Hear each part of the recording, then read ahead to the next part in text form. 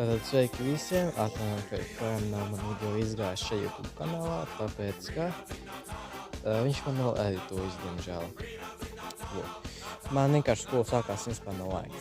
Bet, kā jūs varat redzēt, šo ķēļu čupu esmu pārracis uz šejieni, un arī daudzreiz lielāka. Kā arī šeit ir jauna ķēļu čupa. Šeit ir gandrīz visi liekie ķieģeļi, ko es biju salicis apkārt mājai, tikai vēl aiz tajā pusē ir vēl ķieģeļi.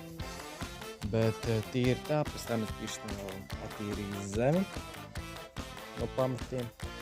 Tā lai ir. Un kā es atradzēšu, vai kā jūs redzēju, šeit bija krūmi ar kokiem, kurus es ar atsākiem visus nozaļējām. Šeit būs malku un šās čupas vajadzēs visus nozaļēt. Jā, tāpēc lūdzu atvainojiet, ka tik sen nebija video.